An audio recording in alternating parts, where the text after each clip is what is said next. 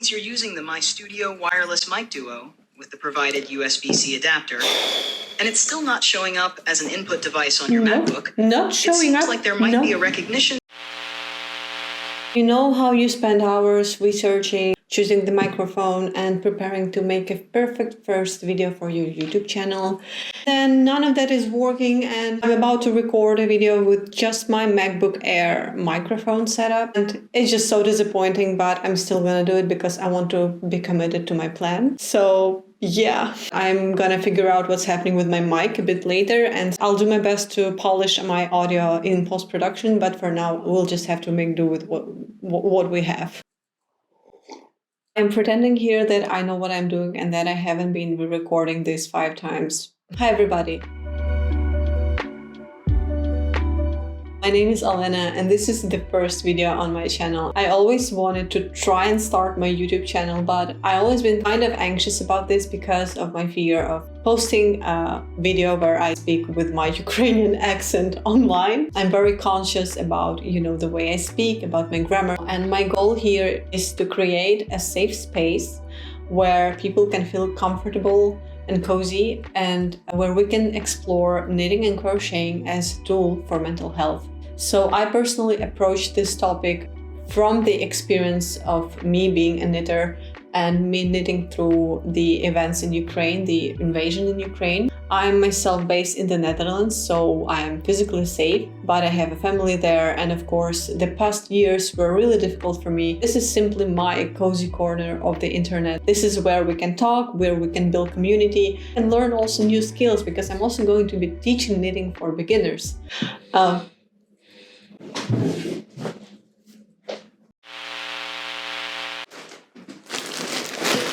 This is so chaotic. I'm recording a video and I got my yarn for the future project, for the future video, and I'm already so stressed. I'm already putting myself out of my comfort zone, and this has been the most chaotic start of the project I've ever had. Anyway, I will unpack this later, and this is a new project that I'm going to be working on, so we'll talk about that a bit later, but for now, let's explore the benefits of knitting for your mental health. Let's go. Just drinking my tea here, nothing special. Benefit number 1, stress relief.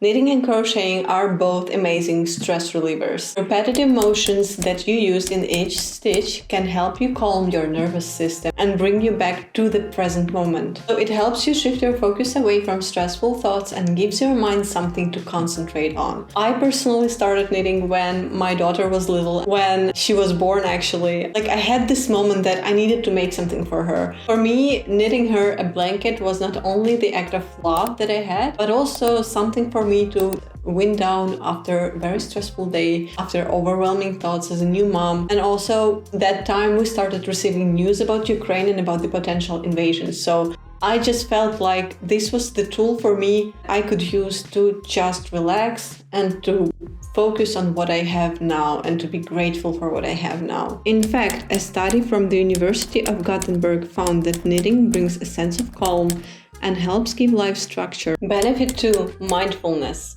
Knitting and crocheting are great tools to practice mindfulness. When you're counting stitches or holding yarn in your hands or focusing on your knitting needles or a crochet hook, you're naturally pulling attention into the present moment. You stop worrying about the future or thinking about the past or worrying about little things. What matters now is your knitting project and what you're working on, and that's it. All that matters is write what is in front of you.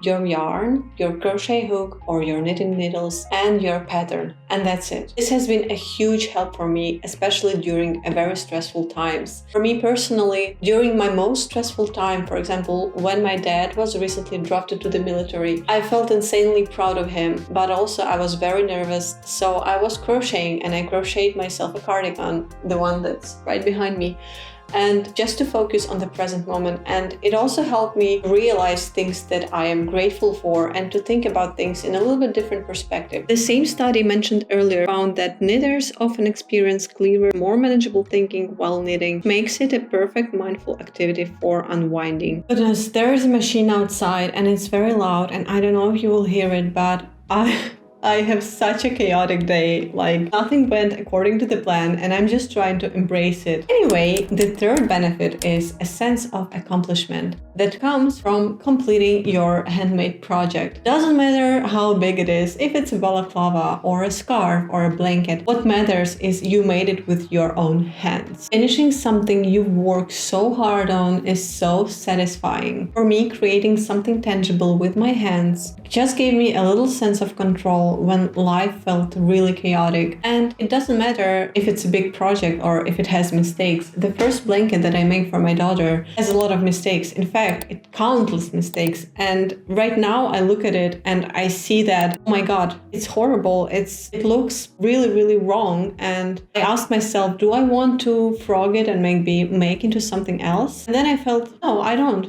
I really don't. Why? Because I made this for her. Because I made this in that moment. I had my intention. And it doesn't matter if it's not nice, if it has wrong stitches, or if I didn't follow the pattern at all and I was just making things by myself and just experimenting. What matters is what I put into that project, what I placed into that blanket, how much love I actually intended to give to my child when I was crafting this. And that's all that matters. And seeing this project now, realizing that I made it by myself during a very stressful time in our lives is so powerful. The joy that you get from completing something with your hands is really, really valuable, is irreplaceable. Benefit number 5, creative expression. Knitting and crocheting can also give you a way to express yourself creatively. You can choose colors, patterns, and textures that reflect your personality and your emotions. For me, for example, I like colors, literally.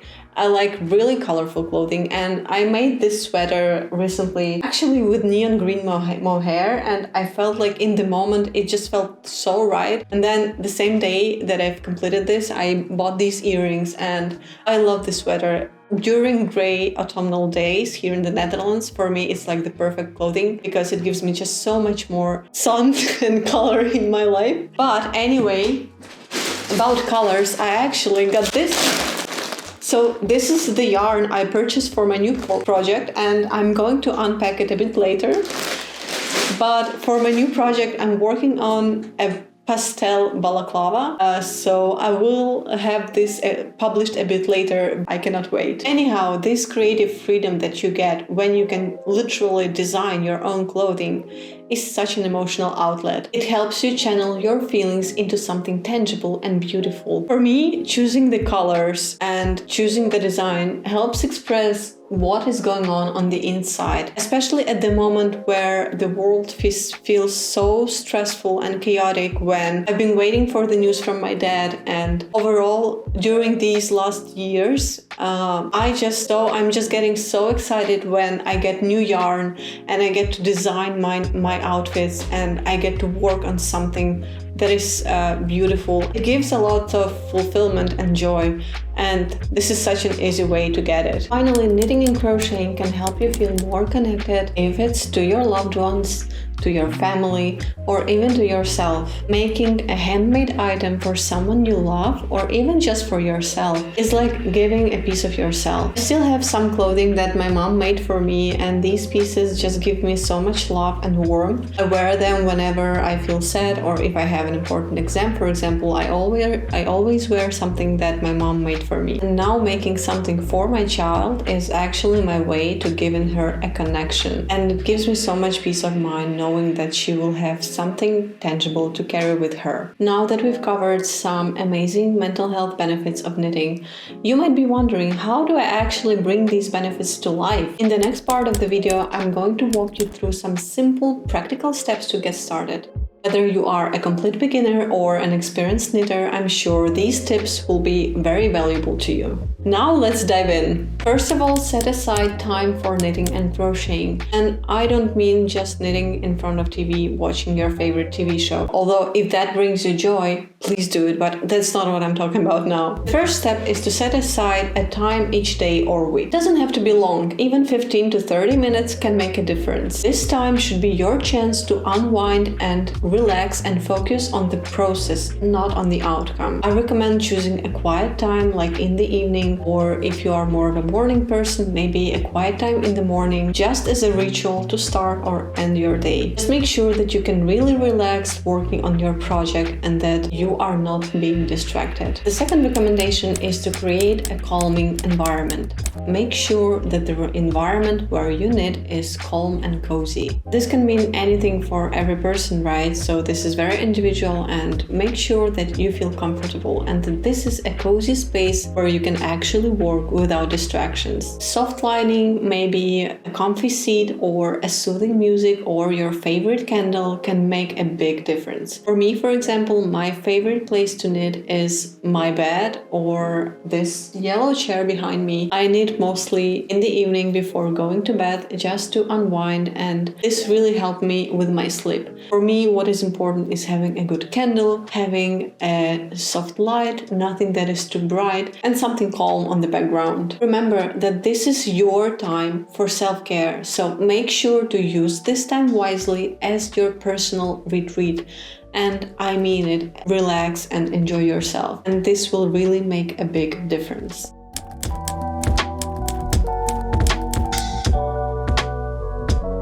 If you are a beginner to knitting or crocheting, don't do anything complicated. Do not make your first project a sweater, I beg you. This will not work well, trust me, I've done it. Just something like a scarf or maybe a small blanket or like a dishcloth can really make a difference in terms of your experience with the project. Or even if you just want to practice some stitches, this is also fine. It doesn't have to be anything big. Remember that your goal is not to get a stressful work project for yourself. Your goal is to relax, and this hobby should be contributing to that really. You don't want to overwhelm yourself with complex pattern and big project, especially if your goal is to decompress and de-stress. Just focus on enjoying the process, not rushing to a finish. I remember my first project being the blanket, and I'm so happy that I didn't choose a sweater because my next project was a sweater. Like, not a sweater, actually, a vest. And it was absolutely horrible. Like, I felt stressed, I felt overwhelmed, I didn't know what to do. I was crocheting until 2 o'clock in the morning just to finish it because I got into my perfectionism, which is not healthy for me. Well, in my case, right? But anyway, I regretted this a lot. So make sure that what you choose is really, really simple. So the next tip is engage all your senses for mindfulness. So when you knit or crochet, engage all your senses. Feel the texture of the yarn in your hands.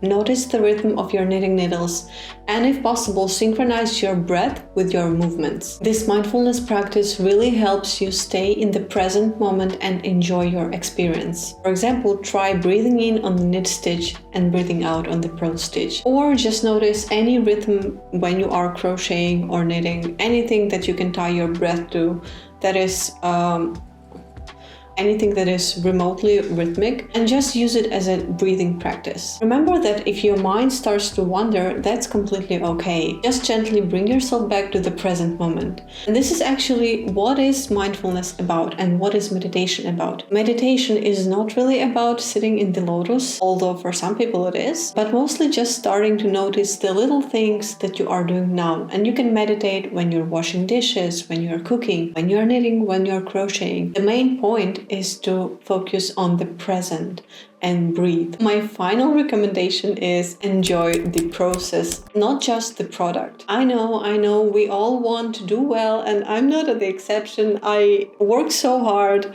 to make this video really, really good, and I bought the microphone that didn't work. I researched everything that there is about the post-production process. I used the best camera that I had in my house to record this video, and I actually drafted a couple of scenarios and a content plan based on what could be interesting for you guys. But we all know that perfection is a lie. There is no perfection in this world. No one is perfect. And if you are a beginner, please focus on the process. Remember that the goal here is not to finish your project on time. It's about enjoying the process. Knitting and crocheting are meant to be relaxing, so take your time and don't put too much pressure on yourself.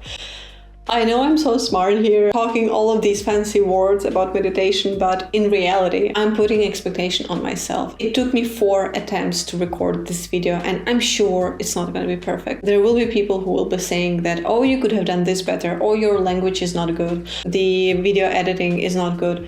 And you know what, that's okay. I understand that. I need experience to be good at something. And knitting was also something that was new to me some time ago, but it really helped me to stay more present in the moment and to be grateful for things that I have. Even for simple possibility of buying good yarn. I know that not everyone in current economy can afford this, and I am incredibly grateful for having a roof over my head and for having the possibility to buy the yarn that I like, even if it's a bit more expensive. So remember that whether it is 5 or 50 rows, every stitch that you make is a step towards relaxation and calm. So do you use knitting or crocheting or any other creative activity to relax? What benefits have you experienced, or are you just thinking about starting? Let me know in the comments below. I will read all of them and I really cannot wait to connect with you. I'm going to reply to each and every one of them and I'm looking forward to hearing from you. Thank you so much for watching until this point, and I'm incredibly grateful for having the opportunity to share my knowledge with you. If you want to see more content on knitting or mental health, make sure to subscribe to this channel, and also let me know in the comment any kind of suggestions that you have for the content. I will make sure to include them as well. By the way, remember about this? I will be working on my first ever crochet pattern, so make sure that you are subscribed. I'm going to share every step with you, and